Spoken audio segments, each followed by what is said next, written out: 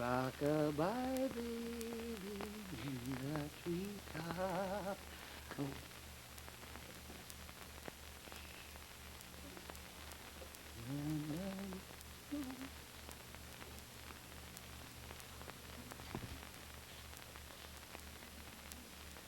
Good evening, ladies and gentlemen, and the babysitter who was supposed to be at my house but who didn't show up. Now, you ought to... But, of course, that's the way things been going all week. Nobody showed up for rehearsal. Nobody showed up for the show. So, as a result, tonight, we just don't have a show.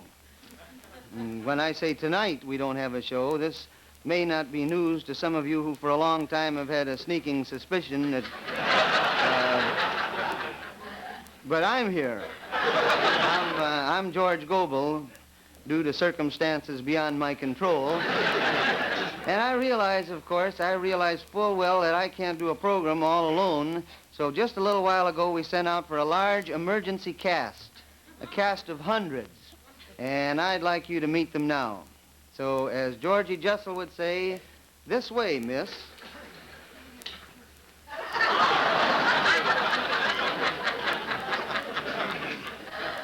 Now, it may be interesting to note that many of our cast are making their television debut this evening. You see that one right there, that big one? First female to swim the English Channel. Both ways. And if you look real close, you can still detect a little spot of grease just underneath her dorsal fin. So, there you are. And here I am, and let's see what happens.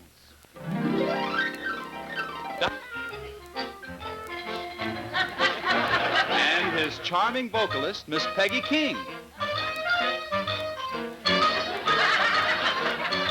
And John Scott Trotter and the orchestra.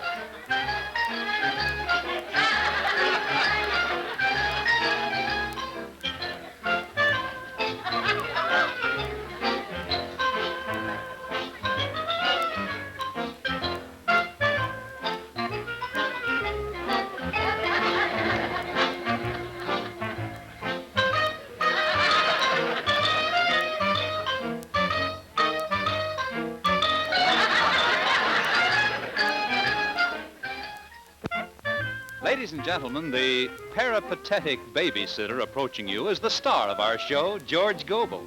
Please do not applaud. You'll wake the baby. Thank you for your very generous display of restraint. Now, I must say I do have a wonderful cooperative audience all over the country. Like just a couple of weeks ago, I sneezed on the air and I got over 300 Gesundheits in the mail. Dankeschön. But that's the way it is in television. You get all kinds of things in the mail all the time. You get all... For instance, only this morning, I got a letter. That came in the mail. Stamp and all. And it was from some chap... well, no, it wasn't a letter either, really. What it was a big, bulky package, clearly marked, either end up. And inside was this chap, and he had mailed himself down here from Oregon just to tell me a joke. And it seems there was an old maid stranded on a desert island, and for 6 years she was on the island all alone, and one day a steamer approached and sent a lifeboat to rescue her. And just as she was getting into the lifeboat, a man come busting out of the jungle with a great long beard flying in the breeze, and he was running and shouting, saying, take me too." And when he got in the boat, the old maid said, "Were you on that island for 6 years, too?" And the man said, "I was there for 10 years. And the old maid said, "Well, that's funny. I never saw you." And the man said, "I saw you."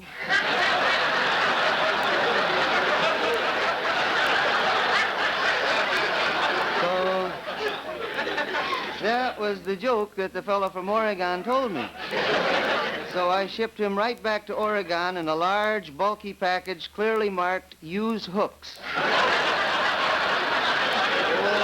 I tell you true, I get a lot of mail from people. And not only mail, things. Say, how'd you like to see some of the things I get from people? Open the curtains, will you, Fay? Hey, I bet all this time you thought Fay was a girl, didn't you? Hey, you know what? Several sailors have lived to regret making that very same mistake.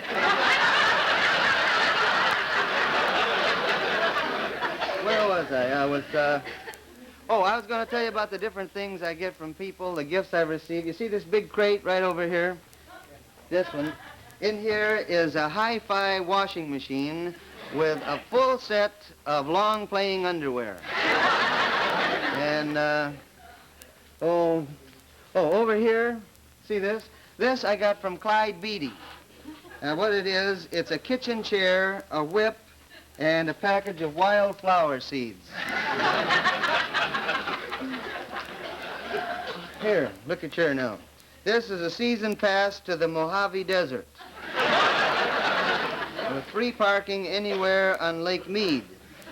And other side is a membership card of the Book of the Month Club. That's a club for people who like to read what Clifton Fadiman likes. Here we have a box of individual toothpicks. These are wonderful. They're the non-skid variety, ideal for use after Hungarian meals. And, here's something. This is a pair of army shoes dipped in bronze by a mother who keeps saying to the draft board, but he's only a baby.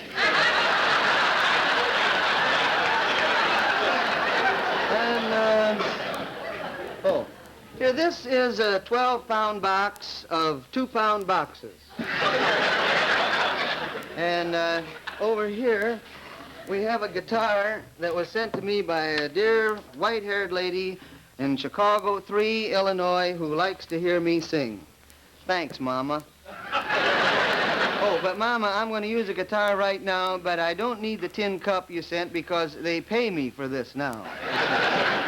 And while I'm kind of tuning up my guitar pick here, we're going to assault you with a commercial. Well, now, assault, you know, that may not be the most discreet word to use, but here I am all alone, and you can see that I'm in kind of a nasty mood tonight. You can see that. You can see that. Anybody can see that. So go ahead, assault him with a commercial. Now then, I'm going to sing a song. Oh, but first, in case you're wondering about these wires up here, that's an antenna. Well, while I'm singing, I like to tune in something else because I can't stand my voice. Now, I want to sing, but first I want to tell you this song. It's a cowboy song. Well, it's a cowboy lament. And my explaining it to you, not because I'm apologizing. I have nothing against cowboy songs particularly, except that they're all about the same deal. You know, there's a horse that couldn't be rode, and a rider that couldn't be throwed, and then they get together, and one of them gets rode or throwed, and you've had it. That's it. But I like to sing these cowboy songs once in a while. I have a sort of a warm spot in my heart for these cowboy songs because I made my living singing this particular type of song for a good many years over the radio. And some of you people might have heard me over the radio. I was on at 5:30 every morning. You might have heard me somewhere. I had a program 5:30 every morning singing lullabies to gamblers, musicians, and bartenders. And it was a pretty good go, too. 15 minutes a day, and I was all through. That's a pretty good rattle right there, you know. And on top of that, they give me a cowboy outfit to wear. I think they're nice. I had a great big white hat and fancy boots and the whole, and I still wear the boots sometimes. I wear them. Like when I go horseback riding, I wear them. I was out horseback riding the other day, and the fellow that run the place, he's about half jealous of my boots. You know, he'd look at the boots, and then he'd look at me. And then he'd look at the boots, and then he'd look at me, and then he'd look at me. He said, well, I suppose you're a cowboy and you want a pretty frisky horse. I said, I want the friskiest one you got, partner.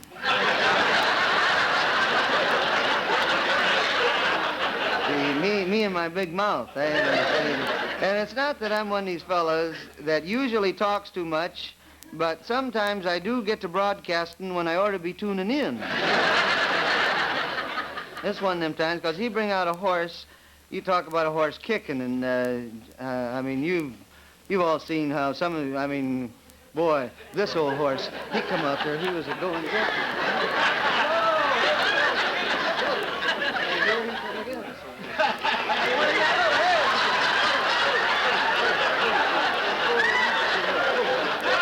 old horse, see what he did?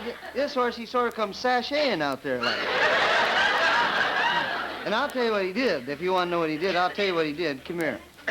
This horse, he kicked so hard that he finally kicked his left hind foot right up in the stirrup. You don't have to believe that, but I just saw that's what he did. You know, he kicked his left hind foot right up in the stirrup. I said to him, well, if you're going to get on, I'll get off.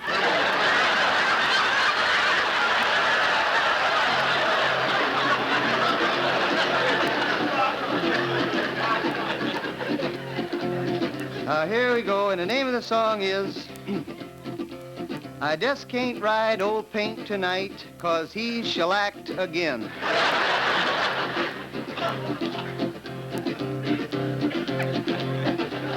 Oh, and by the way, we've been living out here on the West Coast for the last year or so, and I didn't come out here to make any movies or anything. I've been doing this television show, but all the boys and girls on the show were invited out to the various picture studios, and some of them got acquainted with people like Clark Gable and Lana Turner and Jimmy Stewart and people like that, and I got acquainted with Hopalong Cassidy and Gene Autry and Roy Rogers and another fella named Rex Allen. And this is no joke or routine or anything like that, but that Rex Allen has got the fastest horse of the whole bunch. I just thought I'd tell you that.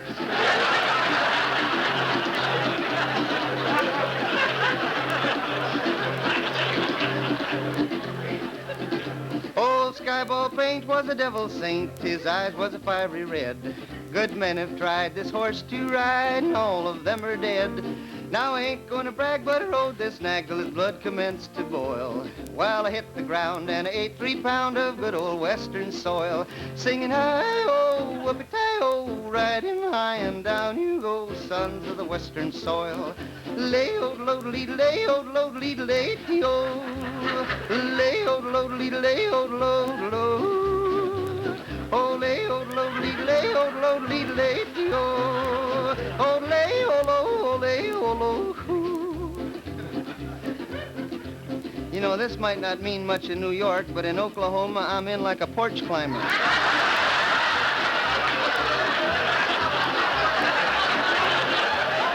Well, in town one day I chanced to stray on old Sheriff Jim. For a hoop and a holler and a counterfeit dollar, I sold the nag to him. But when he plants the seat of his pants in Skyball's leather chair, I'll bet 4 bits when Skyball quits, old Jim will not be there. Singing hi-ho, whoopie-tie-ho, riding high and down you go, sons of the western soil. Oh, lay-o. Oh.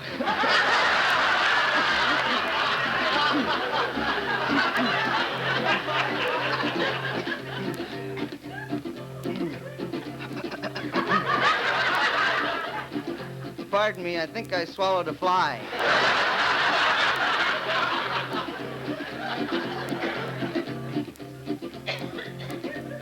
Is there a glass of water out there, please? Could I get a glass of water?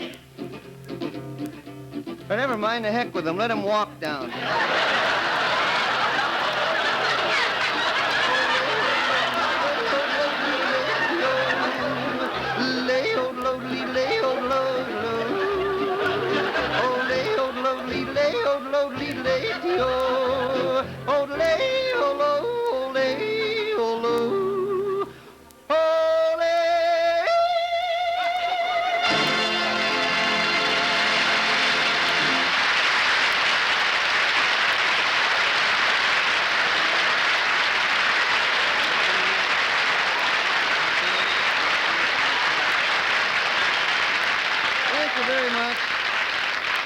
Thank you for that unsolicited, spontaneous ovation. But we cannot allow that one little number to suffice as the only musical offering on the show. Indeed, no, we must have a girl singer.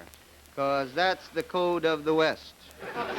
Now, in the absence of Miss King, our regular popular song purveyor, I have contacted one of Hollywood's leading puppeteers, Mr. Jack Shafton, to create a singing girl puppet for us tonight. So can you roll the camera this way, please? Somebody loves me. I wonder who. I wonder who. Excuse me, but, pardon me. Excuse me, Yes? well, I hate to bother you while you're singing. Young man, the only time you bother me is when you're singing. Somebody loves Mind me. if I, pardon me, that's enough. Now hold it just a minute, please. You're rude. Huh. Look, hey, come on now, Mr. Shafton. Where's that girl puppet I ordered?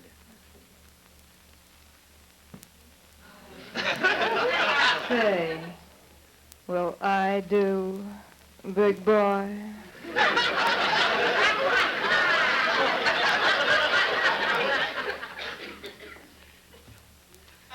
Are you a girl singer?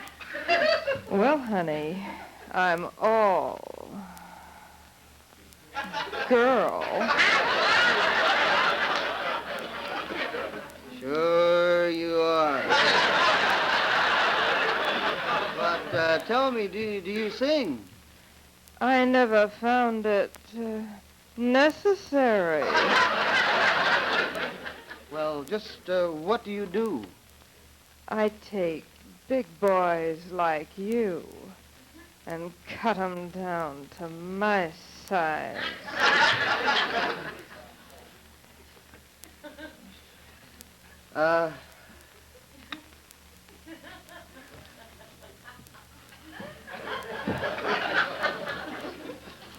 Excuse me.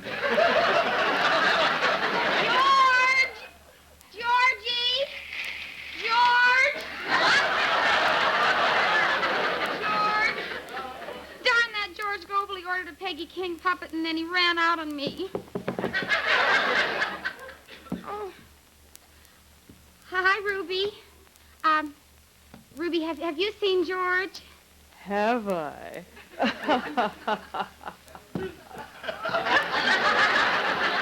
George? Georgie? Oh, what has that woman done to you?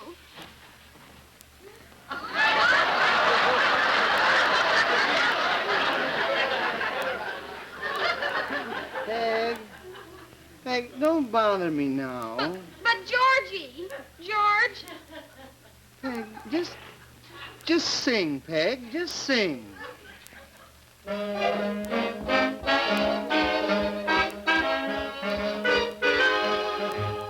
Somebody loves me.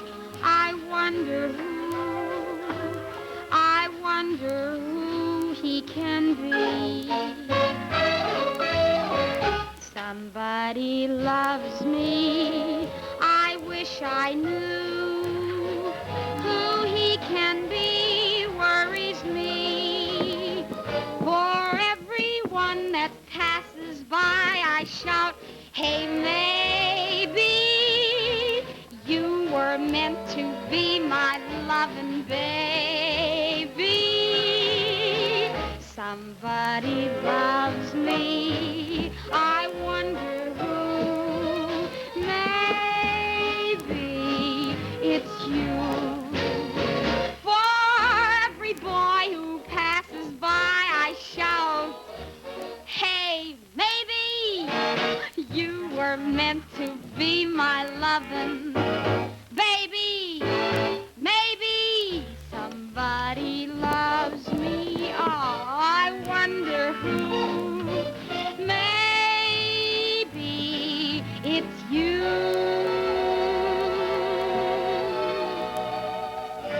Maybe. Baby, it's you.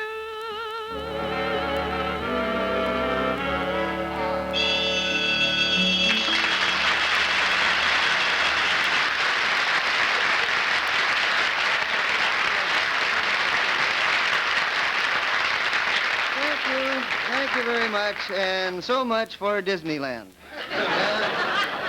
I was telling you before about the letters that I received, and you'd be surprised at some of the get poor. I'm kind of tired. Does anybody mind if I sit down here for just... Faye, would you bring me a... Thank you very tenderly. And get one for yourself, too. See what the boys in the... Anyway, I was telling you about some of these things that I get, some of the get poor quick schemes that people come up with. I fell for one myself. After all, I'm human. I got affidavit. But what I did was I bought a mink farm. I started out with just 2 minks. And the first thing you know, I had 500 minks, enough to make a fur coat. But I couldn't make a fur coat out of those minks. They wouldn't hold still for it. Well, minks are smart. Minks are smart. They were wise to what I was going to do, and they just sat there staring at me. And especially after I lined them all up, I said, all right now, I said, who wants to be the sleeves? And you should hear some of the other schemes that are presented to me. Now, like one clown, he had a new invention called instant oasis. What you do, you just take a desert and add water. I must admit I accumulated a little money. I say accumulate, a better word would be save. I borrowed it, is what I did, from my wife. You see, Alice is independently wealthy. Not very wealthy, but awful independent. And it's not that I don't wear the pants in my family, because I do. It's just that Alice wears the pockets. But even with the little money you have today, you still need expert financial advice, and someone told me I ought to go to the brokerage house of Merrill, Lynch, Pierce, Fenner, and Bean. But I decided against that right away. I figured I don't care to discuss my personal financial problems in a room full of people. The personal angle is very important. After all, you don't choose an investment counselor like you choose your wife, You gotta be careful. So Alice finally sent me to one of her acquaintances who was in the business. Actually, he was more than an acquaintance. He was a near relative. Or no, what I mean is he was an old boyfriend who nearly married her. You might say he was my boyfriend-in-law. One thing you can be sure of, he was a lot smarter than me. You can figure that out right away. He almost, and here but there's no use crying over his... Anyway, this fella had a wonderful office. He had wall-to-wall desks. And I knew he was the man for me by the friendly salutation he gave me when I walked into the room. He said, young man, he said, did you come in here to see me? And I said, no. He said, I dropped a dime in the hall outside, and I think it rolled under your door. And I could tell that this remark didn't set too well with him right away, As a matter of fact, he seemed to take umbrage. Which didn't bother me, because I take a little umbrage myself. Especially if I'm not driving. He said, now look here, fella, if you have business to conduct, let's conduct it. Now, what is your name? And I said, Davy Crockett. I said, this isn't hair, it's a coonskin doily. And then he said, well, see, I can't repeat what he said. I dasn't here. He got pretty mad, though, until he realized I had $23 to invest, and he sold me a seat on the New York curb. And I don't mean the New York curb exchange, either. I mean the New York curb. And I figured it was one sure way to get to watch the St. Patrick's Day parade. And as it turned out, I had to shell out some more money, too, because at the last minute, the city put in a parking meter. Cost me a dime an hour. But one thing was, it wasn't unfair, because he tried to make up, he threw in a little, this didn't cost me a penny. Not penny one did this cost me. He just threw this in. And this is worth of the, oh, this.